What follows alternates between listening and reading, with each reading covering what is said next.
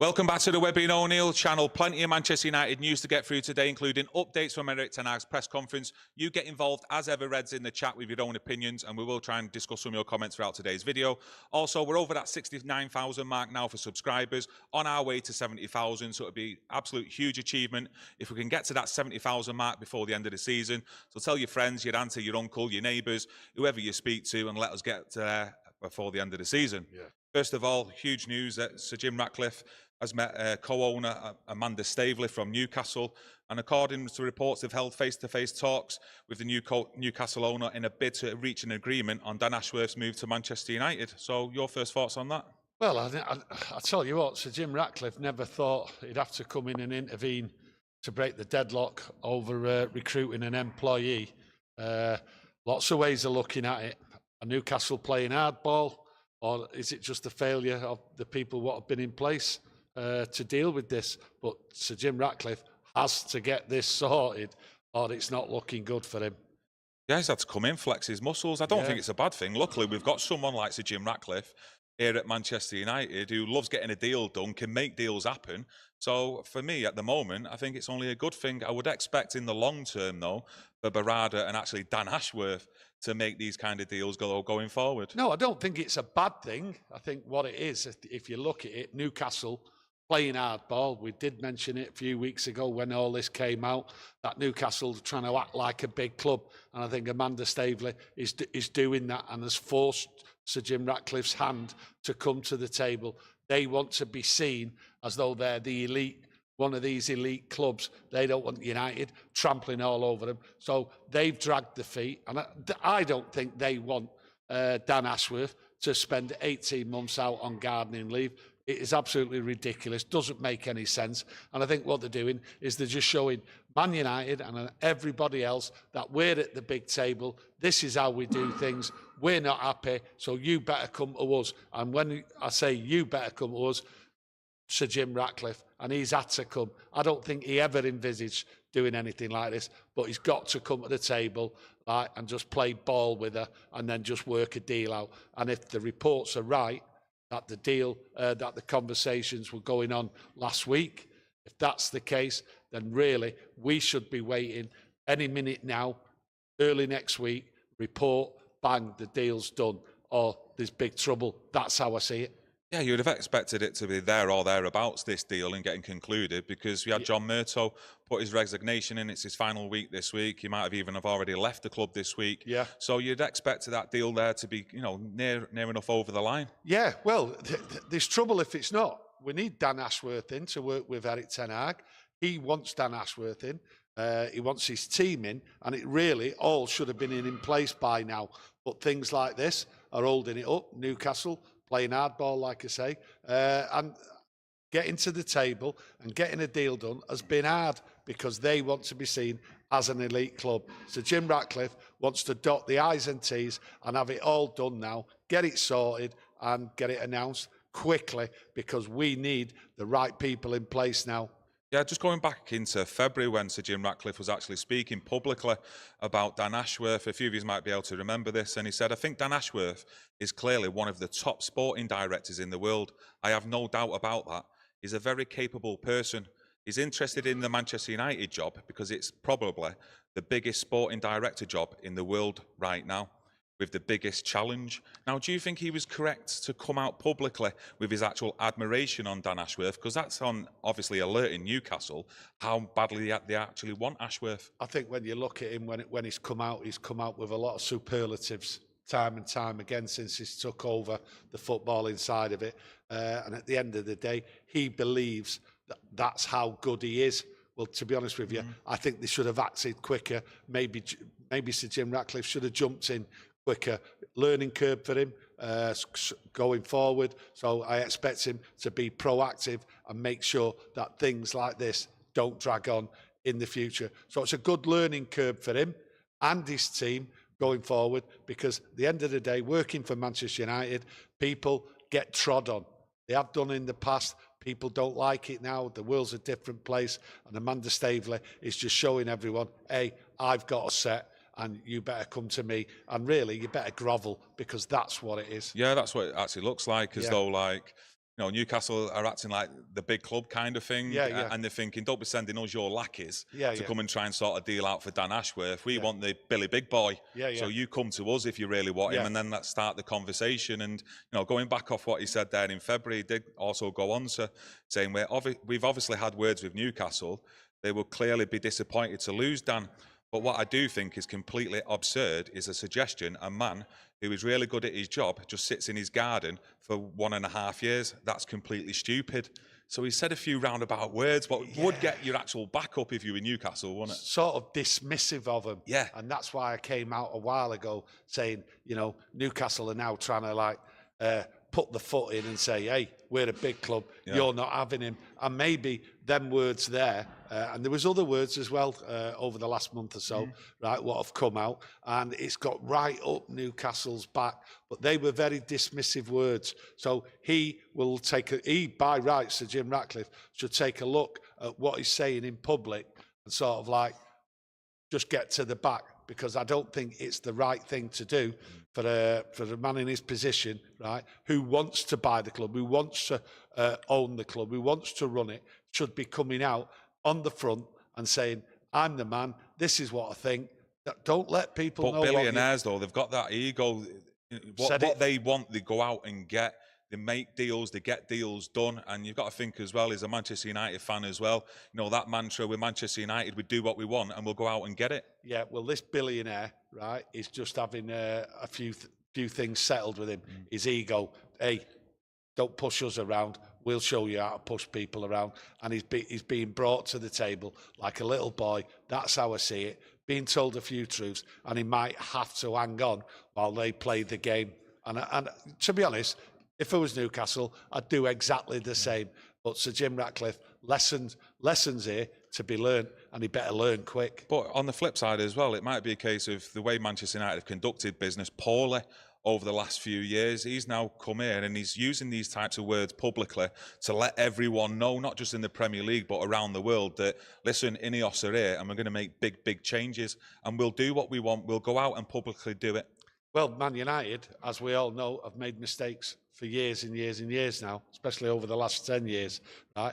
This could be the starting point for Sir Jim Ratcliffe to realise the way he approaches things may be not the right way. This is football. This is not a petrochemicals company all around the world. Yeah. This is football, and it's all about egos. And if there's one thing about a billionaire, any billionaire, they've got egos, and he seems to have opened his mouth too much, as far as I'm concerned, and a lot of people out there, right? So it's a lesson what has to be learned, because if you open your mouth, the other one will put the foot down, like Newcastle have, and just say, no. It's not just about putting the foot down either. If you're listening to them comments, what he said back in February and ever since, is this why they're playing not just hardball, but they want a huge fee as well for what you consider a sporting director? Well, it's just all words about the fee. There's a high fee been mentioned, 20 million. Yeah. But at the end of the day, what it is, I think there's a fee to be paid,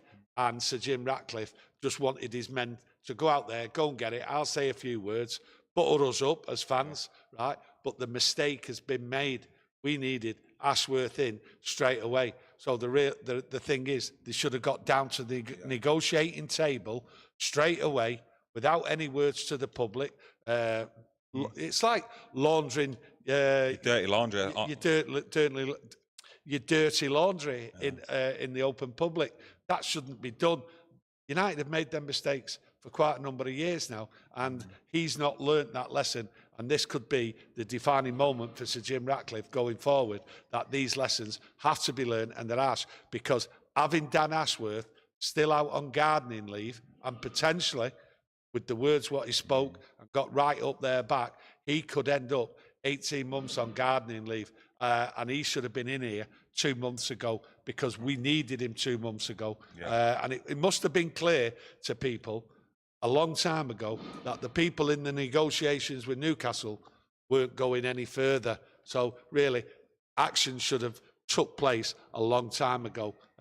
but lessons learned as far as I'm concerned. Yeah, I've also got to be a little bit cautious as well. Obviously, it does come with a good reputation, Dan Ashworth. And Dan Fenton in the chat says, we've also got to see if he's any good if we do get him as well. And we've made mistakes over the past, let's say, few years, 10 years, to say the least. And, you know, let's just hope that he does fit in here to do the job that is actually needed. Because as Sir Jim Ratcliffe said, this is one of the biggest challenges in football and getting this club back to where we as fans think it belongs. I think what one of the main words, what we're all using, is hope. And hope is everywhere with Man United. Sir Jim Ratcliffe is bringing hope to change inside and behind the scenes in Manchester United. So it's all hope, yes, and I agree. Let's hope is the right man. That's all you can do. I'm not saying he's the best in class. These are words what we use, and Sir Jim Ratcliffe loves to use them words. So, you know, for now, let's use them words. But what we've got to hope for is hope everything is right. It's a big, big word at the moment, but time will tell. Yeah, Lou Macari says they're not a big club. They just think they are. Never won anything and never likely to. And he means Newcastle. Stephanie Griffith, cheers for keeping a tab on the likes and how many people are watching. Cheers for that. Danny Blackburn says, we can't afford to make any more mistakes or we will never catch up. And yeah, let's face it, we are, in my personal opinion, we are miles behind the likes of Manchester City at the moment, and that gap needs to be caught up quickly. And we're only going to ever do that by getting the right people in, like your Dan Ashworth, your Jason Wilcox, as soon as possible. But this is the problem with football. You know, the comment there, like, Newcastle aren't a big club. I've said they're not a big club. But the thing is, they've got catching up to do. It's all right, United turning around saying, oh, we've got to catch up with Man City. Newcastle are going to catch up. There is no two ways about it.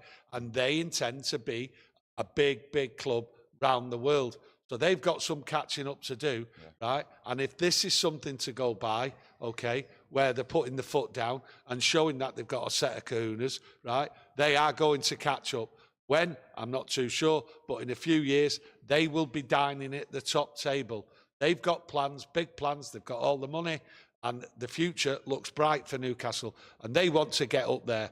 United want to get back up there on the playing field. On the outside, around the world, the global fan base, everything else, the money rolling in. United have already got that. Yes, they can build on it, but Newcastle have got something to build on, and they are going to build on it and come right at us. And this is just showing everybody, right, that they have got leadership, right, and they're going to use it, and they're going to force people to listen to Newcastle. And Manchester United at this moment have been forced to come to the table, something Sir Jim Ratcliffe did not want to do, right? And they're going to show everyone that they are in the big league. Yeah, we'll probably come back to Sir Jim Ratcliffe, Dan Ashworth later on in the video, discussing Erik Ten Hag's, well, the updates from Erik Ten Hag's press conference, what was held earlier today on Friday. But some injury news as well on Raphael Varane. And he's going to be out for the next few weeks, from what United say in the official website, due to injury sustained at Chelsea. Maybe back before the end of the season. Johnny Evans will also miss the Bournemouth game. But in other news as well with Varane, you know, reports are saying that he's likely to leave Manchester United this summer, with the club not willing to offer him a new contract on the same salary he currently earns. With Varane, there's a few things. Me personally, I don't think you'll see Varane again. To come back towards the end of the season. I think whoever's in place by then, and if we're in a cup final, that'll be the team. I don't think Varane will come back. Go back to last week, maybe the week before, he was talking about problems he's suffered with concussion throughout his career. There's no contracts on offer. I don't think he really has the fight to carry on. I think he's looking after his health. Is looking to the future, and I don't think the future's in football. I actually don't think Raphael Varane is actually looking to go playing competitive football anywhere around the world. And I think this injury, what's come now, will sort of just see him slowly just fade out and then move on to wherever he's going. There's no contract on offer, there's no discussions, and I don't think there will be a contract on offer, especially when he talks about the physicality of football. of heading, of the concussions and everything else like that, and how he feels towards football. I don't think he's got the fight in him now. He's had his time at football, but with the way he was talking last week, I read a few things, listened to it. He speaks very well as well. Yeah, I was actually really well. surprised in how well he actually speaks about a range of things, not just in football, outside of football as well. And you could be right, you know, that motivation for a new challenge somewhere else, whether it not be in the Premier League or abroad, it might just not be there. No. You never know. But he's, in terms of his age and football, he's still young though, isn't he?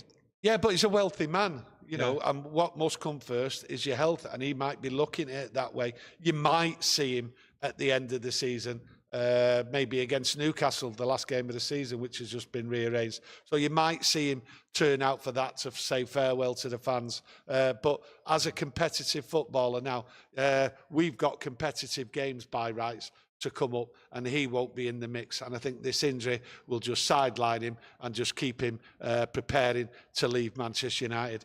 So that's how I see the Raphael Varane situation. Do you personally, though, think he could still do a job at another club abroad? I do. I still think he's got that quality to do a job there, you know, at a top 6 team in the Premier League or other teams around Europe. No, after listening to him, the mentality's not there. The mentality's not there for another challenge.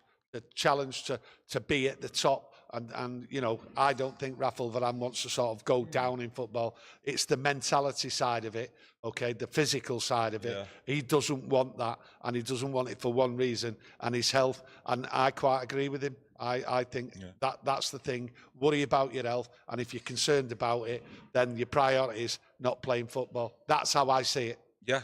On to other injury news. Marcus Rashford. Ten Hag gave us the update today, saying he trained on Thursday and they will assess him again on Friday in today's training session to see how he's recovered from that.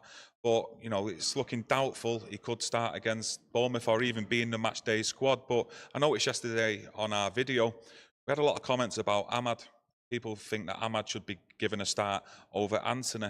Do you agree with that? Do you think we should start seeing more of Ahmad as the close of the season approaches us? No, I think Ahmad at this stage of the season, we all know he scored a brilliant goal against Liverpool. You know, we'll never forget it. But the thing is, no, Ahmad should be on the bench. That's where he should be. Antony's on there, paid a lot of money for him. Let's give him a run of games. If Rashford's out, that's how I see it. If Rashford is fit to play, which I think we'll know more on match day, then I think he'll play.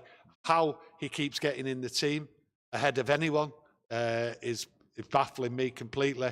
His performances are absolutely diabolical. His effort, his commitment, to me, it's not there. Other people might have a different view on that. But to be honest with you, Antony, if Rashford's out or is on the bench. But Ahmad, I agree, he deserves a chance. So it's on the bench. And I think what it is with Ahmad, put him on the bench, 7 games to go in the league. Let's see how he is, because at the end of the day, they might use Ahmad, right, as getting rid of in the summer and trying to get some good money for him. That might be where United go with Ahmad. So it's like that, whether he actually breaks through, okay, and Erik Ten Hag and the staff see him as a future player, or like moving him on in the summer. So it might just be an opening for him to show his skills. Ahmad might look at it that he wants to start regular and get a lot more game time next season. And Erik Ten Hag and the staff might not be able to guarantee him that. So him and his agent might look elsewhere in the summer. But, you know, if that is the case, blame him. I can't blame him, and I'd wish him all the luck and all the best in his future. But for me, I still think there's something there that I've still not seen the best of him, what I'd hoped to see.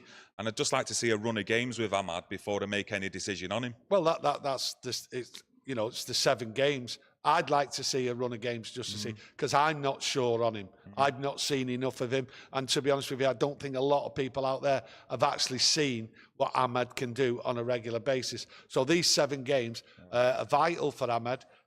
He might make a decision and say, right, well, if I'm not getting in, not being given a chance now with 7 games to go, then in the summer, he might turn around and get off. There is offers on the table. People have looked at him over the last 12 months. So I've no worries about Ahmad playing football. It's whether the coaching staff and everything there think he can break through. If he doesn't get in the next 7 days, I would think he'd get moved on in the summer. We've been talking about performances. He was also asked in his press conference about West Ham's interest last summer. on Harry Maguire, plus his performances this season. And Ten Hag said, you have to see it in that perspective. We were always happy with Harry Maguire, but he also wants to play. He's a great leader. He's a very good defender, very comfortable on the ball. When I count all of those abilities, just now we are on our defending line and we are having problems. Sorry, I'm just hearing a load of banging in the back. I will get there. He's even more important to lead the line to make us play from the back. So we are very pleased he is there and we need him to get our results and achieve our success and targets.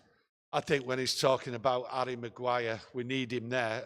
Yes, of course we need him there. You know, everyone can see we need him there because we've got no centre halves. That's why we need him. Yes, he's done all right, but when I hear him turn round and say Harry Maguire is a great leader, I have to say to myself, who's he kidding? Who's he kidding? Yeah. Who's Erik Ten Hag kidding? Erik Ten Hag took the captaincy away from him, so he wasn't a leader. I think what you're seeing here with the Maguire conversation, the summer's coming up, and it's the start of the conversation. Is Harry Maguire going in the summer? Erik Ten Hag, to me, when he talks about Harry Maguire, he's just being positive. Yeah. It's just like nice PR. Why upset someone? Just throw out the same old words again. Harry Maguire, he just wants to play football. You know, he's always there. He's a good trainer and everything. But, you know, to come out with the word, I think he just got carried away there, Erik Ten Hag, saying he's a great leader. Because at the end of the day, he's not a great leader.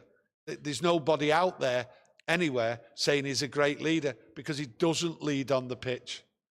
Well, one thing's for sure, we've definitely needed him, though, this year. And at the start of the season or in the summer last year, I didn't think he'd play the amount of games he has done this season. I think he's played roughly about 27 games in all competitions, and he's been needed a lot this season. And he has put in some good performances as well. I know you, on some of your match reactions, and Webby as well, have given man of the match. Yeah, listen, I agree. Everyone out there, I've changed. I've looked at him, and he has put in decent performances, okay? But you can also look at the times he's messed up. Okay, yeah. He's not a leader. He's not a Manchester. Listen, he will not lead Manchester United or be part of a Manchester United successful side.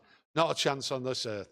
Not a chance. He should be leaving. That's what should happen. And the only reason why he's got game time, okay, because he was out, he was took out of the team, right, is because of Martinez's injury, Lindelof's injury, Varane's injury. That's what's happened. Okay, we're not going to get a huge transfer fee for him. So is it just a matter of just getting his wages off the books? You know, people like Maguire, Varane, etc. Maybe even Casemiro. Is it his last season at Manchester United? There's some high earners in that club what could free up a lot of space for incomings in the summer. I don't think Harry Maguire will go. Do you know what? I was actually thinking the same. I don't think Harry Maguire will go. Yeah. I don't see, if you look at Harry Maguire and you say to yourself, hang on a minute, I'm in the England side, I'm at the Euros, right? I'm on good wages. I don't need to go anywhere. Okay, I can play out my contract. I'm staying here. You need me, right? Because of all the injuries, you know. And at the end of the day, they might have to keep him if they don't go out and buy centre halves anyway. Okay, but Harry Maguire, I don't think personally he will leave. Okay, he might get some games. He might play a lot. Okay, but at the end of the day, Harry Maguire, I'm staying where I am. I like the money, and when my contract's up, I'll get a nice little payday going somewhere else. That's exactly how I see it. Yeah, I was thinking along the same lines. You know, we can't foresee the future, but I was thinking this summer you're more likely to see Varane and Lindelof leave, and maybe Campbell step up into the first team and see him more regular next season. But I'd like to obviously see him ahead of Maguire if that was to happen for next season, and maybe Manchester United bring not just one, two new centre halves in, whether they're more experienced centre halves or younger lads to develop here in the squad. Definitely need two centre halves. You just bring in one centre half, then you're just playing with a load of centre halves, what potentially can break down every other week. Yeah. It's not good in that defensive situation. So it has to be two.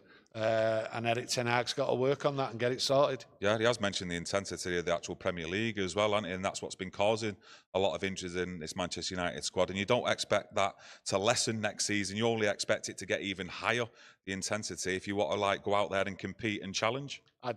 We had this discussion the other week. I don't put it down just to the intensity. I think there's lots of things out there. Factors. Different factors. So just the intensity alone, it's happening. to lots of teams, but it's not just down to that. Yeah, just going to move on as well. He was also asked about John Murtough in his press conference and what impact it'll actually have on Erik Ten Hag. And he said, no, it won't affect his plans. For me, as I said previously, I work with the new ownership very good and closely together. It will not change. It doesn't have an impact on the way I can work here. The conditions were perfect. They are still perfect. I am happy with that, but we want to set the right conditions to be successful. Now, I know you've... Yeah. You're thinking what I'm thinking. Yeah, the conditions are perfect. They've always been perfect. Well, it's Erik Ten Hag again, just being positive. PR spin. That is ridiculous. It's, you know, it's perfect, and it will be perfect. You know, every Manchester United fan can see. It has been perfect. We know that's not the truth.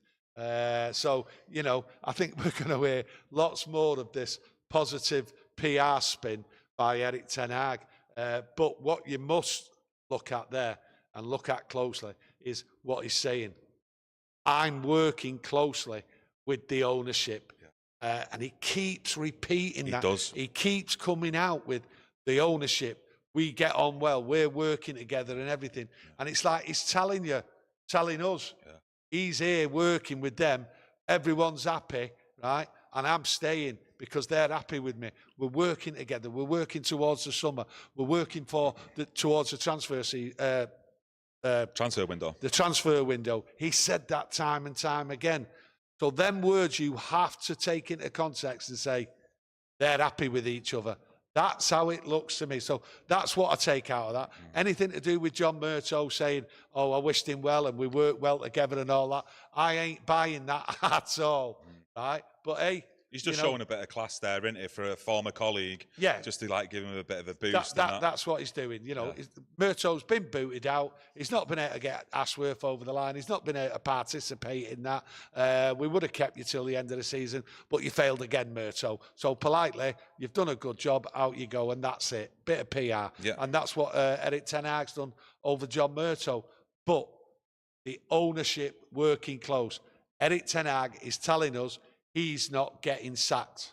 Yeah, Keith Stitt says if we don't get a centre-back pairing next year, we'll be failing again. Also said Evans' retirement looks likely at the end of the season as well. So yeah, I think Evans and Varane are the two to go. I don't think Lindelof will go. I think Lindelof will be in there, and we have to get to him. There's no two ways about it. Have to get to him. If we don't, I think we'll be in trouble certain parts of the season. Yeah, Compost Smurf. I like the profile name, mate. Jim and co are ruthless when sacking managers. Look at OCG Nice. I think they've gone through roughly 5-6 managers since they got in there. Was it in 2019? So I get, you know, your comparison, what you're actually looking at in detail. But you'd look at the Nice situation, it's totally different to what the situation here is at Manchester United, I would say anyway. And the type of club, this club is absolutely huge compared to Nice. And what actually needs achieving here, you know, in the background, we need competent people like Dan Ashworth coming in, Jason Wilcox. And I think once that happens, you know, we might start seeing a bit of a trajectory going up that way instead of just flatlining or going down. Yeah, but when I hear people go on about, look what's happening at Nice and, you know, that could happen here, 5 managers being sacked, different level, different income, different turnover, different eyes on these. You know, no disrespect to Nice. They're in the French League and it's a small club, okay? It's got a certain area, that's what it's got, and it has a turnover of X amount. Minuscule compared to Manchester United.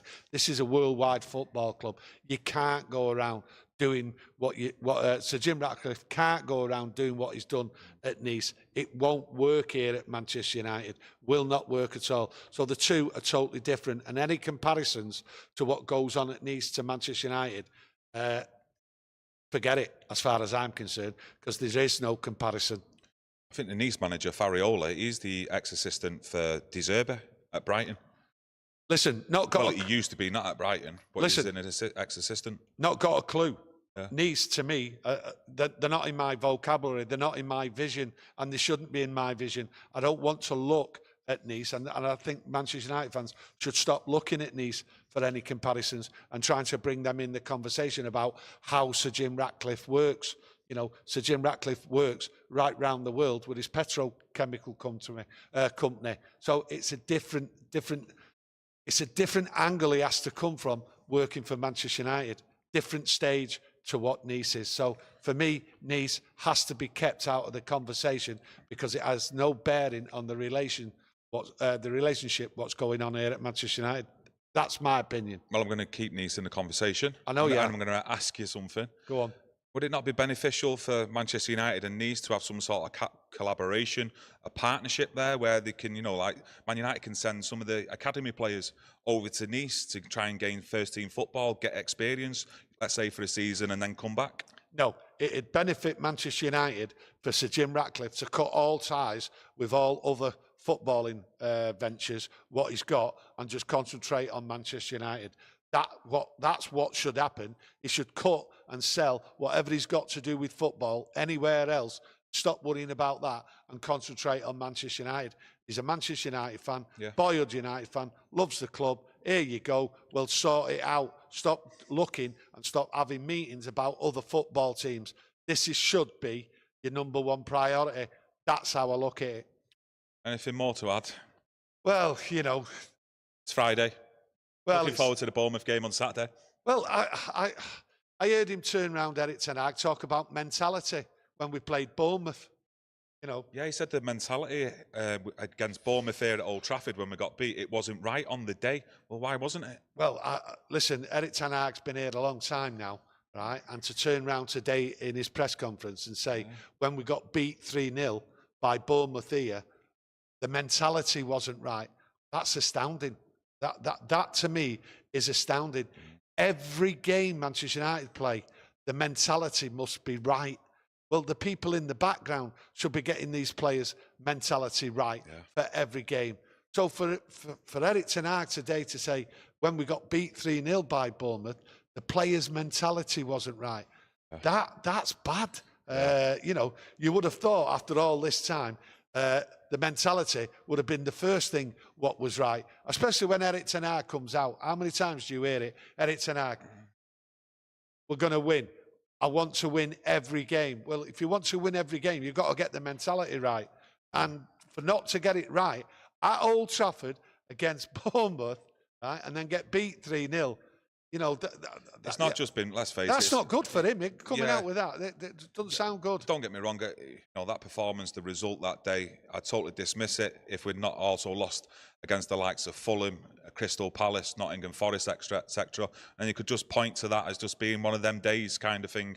But we've had too many of them days for me this season, and it's something with the mentality, which I think we all know is clearly wrong inside the club, and he needs to fix that. But I do think he's slowly doing that. It's just about his coaching ability and his man management on the actual sideline for me. That I'm just a little bit like that. I need to see more from him, but I do hope that I do see that next season, because I do think he will be here. I worry when that word mentality comes out.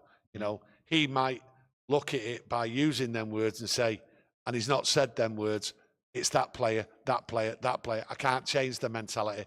And that might be so. That might be what he's alluding to.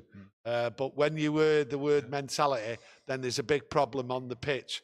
So he might have identified the players, right, whose mentality is not right. And when Erik Ten Hag talks about working closely with the ownership, right, they might already know, the ownership, the players whose mentality is not right, and they're ready to act in the summer. So there might be like a meeting of the minds with Sir Jim Ratcliffe and the people who are in charge with Erik Ten Hag. So at the end of the day, they're pinpointing the mentality. But to be honest with you, I think at times when you mention Crystal Palace, Forest away and all that, I think it's just been some poor performances and players just haven't worked hard enough. You've also got to look at, a lot of people allude to how many signings he's made at Manchester United, but out of all the signings he's made, how many of them were actually his first choice signings? I think some of them that have actually come into the club were down the pecking order, like his second or even his third choice on the list. I don't think he's ever really got his first signing. Well, his first choice signing, maybe Lisandro Martinez, but I can't see really out of all the others who he really got as a first choice. I'm not too sure on first choice, second choice, his signings or anything like that. So to be honest with you, you know. Maybe the goalkeeper as well, and Anna, he's probably his first choice, you'd expect. Listen, I think all managers have gone through the problem of identifying a player and not been able to get him for various reasons. So, to be honest with you, I think the details on first and second choice, I'm not clear on it. And until Erik Ten Hag tells me that's the first or the second choice, I won't have a clue, to be honest. We can speculate and think that's not, you know, because some of his signings were late. The season had already started and we hadn't got them in. So there is a way of looking at it and saying they're not his first, they're desperate signings. Yeah, there is a way of looking at it like that. But until Erik Ten Hag walks out of this job one day and tells us the truth, I won't really know, and it's just pure speculation. But it does look iffy, some of his signings, that they were desperate signings. I have to hold my hands up to that. Yeah, you've got to look at Antony. I think we're all aware. You know, Casemiro, but I still think Frankie de Jong was his first choice, to come into Manchester United, and we couldn't get him for various reasons with his wages. So then they've looked at Casemiro. Real Madrid were absolutely rubbing their hands together, bouncing their heads off the room when they were getting offered that type of money. So they're obviously going to accept it. But, you know, with Antony, it's like that's a noose round his neck at the moment. And until we see improvements off him, I think there will be large questions raised on Erik Ten Hag's transfer dealings. I think when you talk about transfer dealings, Frankie de Jong, he was his first choice. But I told you after a fortnight, 3 weeks, we weren't getting him because of what Frankie de Jong was saying. And when Frankie de Jong was coming out of them, if you go back, check things out, right, and listen and read what Frankie de Jong was saying when Man United was supposed to be in for him, he wasn't going anywhere. He wasn't moving. Right? We can talk about money and everything. And he was offered this, he was owed this and all that. Frankie de Jong himself and his partner didn't want to leave Barcelona and was not going to leave. So after a fortnight, 3 weeks, we said there's no way he's coming. But it just dragged on and on and on. And that's down to the people in the suits and the stubbornness of not accepting what a human being says. I'm not moving from here. And that's what he said. And I thought it was the most ridiculous, stupid pursuit of a player I've seen for a long time. Ridiculous. It wasn't down to just Erik Ten Hag, that though, at all. No, it wasn't. Look at who was over there at the time, Arnold and Murto. Yeah. It looked like they were just enjoying themselves in Barcelona for the month that they was over there. Yeah. House hunting, maybe. That's what they were doing. Murto at it before, hadn't you, with Rabiot's mum taking her out for beef dinners. Yeah, listen, trying to get him over the line. That's all they were doing, house hunting, having the time of their lives. Yeah, that's on all the they were United credit card spending. Yeah, but there's no more United credit cards now. It's all been took off, you know what I mean? Because they've seen the outlandish spending Murto and Arnold have had when they've been going abroad and all that. Yeah. So at the end of the day, you know, people are in serious trouble here at United, right? In the summer, and their jobs. 2 of them have gone, and there's more to come. Yeah, like Stephanie says, Air Miles Murto. Totally agree with that. Let's see how many air miles he gets in now once he leaves Manchester United. But I'd just like to thank everyone for joining us today, having a chat about all things Manchester United, plus the updates from Erik Ten Hag's press conference. The chat's been absolutely popping off as usual, to be honest with you. Loads of different opinions in there. Like I said at the start of the video, we're over that 69,000 mark, on our way to 70,000. So if you've not subscribed, help support the channel and subscribe. Tell your friends, your family, your auntie, your uncle, anyone you know. And let's hope we can get there before the end of the season, because it's a massive, massive milestone. So thanks to everyone for joining us, and we'll see you again straight after the game tomorrow. And enjoy your Friday, everyone. Much appreciated. Thank you. Thank you very much.